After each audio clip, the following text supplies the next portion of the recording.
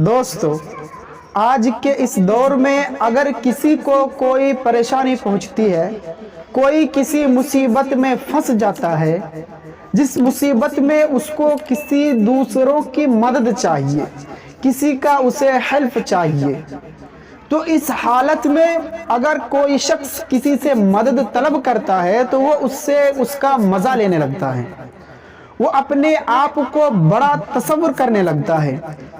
یہی حالات کو دیکھ کر کے آج اگر کسی کو پریشانی پہنچتی ہے، کوئی مصیبت میں اگر کوئی پھنس جاتا ہے تو جلدی دوسروں سے مدد طلب نہیں کرتا ہے، وہ اپنے آپ کو اسی میں گھٹن محسوس کرنے لگتے ہیں اور دوسروں سے وہ مدد طلب نہیں کرتے ہیں۔ یہی وجہ ہے کہ وہ اس کا مزہ لینے لگے گا، وہ اس شخص کو چھوٹا تصور کرنے لگے گا۔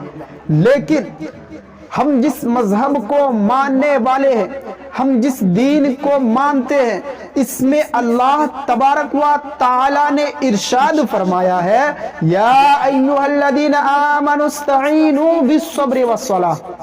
اللہ تبارک و تعالی نے ان لوگوں کو پکارا ہے۔ دنیا میں بہت سے لوگ ہیں، کسی کو اللہ تبارک و تعالی نہیں پکارا، بلکہ اللہ تبارک و تعالی نے ایمان والے کو خاص کر کے کہا کہ اے ایمان والو، جب تمہیں کوئی پریشانی پہنچے، جب تم کسی مصیبتوں میں گھر جاؤ، کوئی مصیبت تمہیں آ پہنچے، تو اس حالت میں تم اپنے آپ کو کمزور محسوس نہ کرو، بلکہ صبر کے ذریعے اور نماز کے ذریعے اللہ تبارک و تعالی سے مدد طلب کرو۔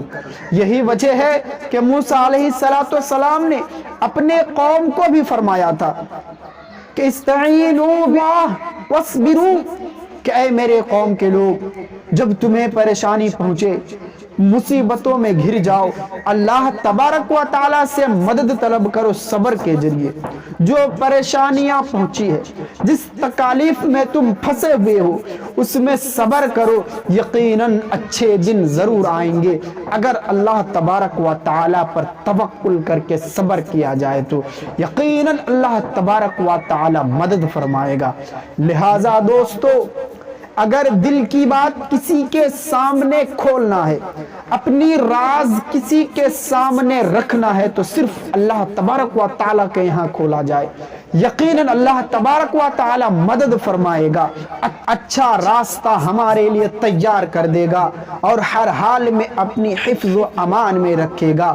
شرط یہ کہ ہم اللہ تبارک و تعالی پر بھروسہ کرتے ہوئے رب کو راضی رکھنے کی کوشش کرے۔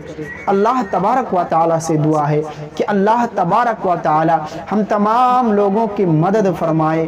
اگر ہم میں سے کوئی بھائی کسی مصیبت میں پھنسے ہوئے ہیں تو اللہ تبارک و تعالی ان کی مدد فرمائے۔ آمین۔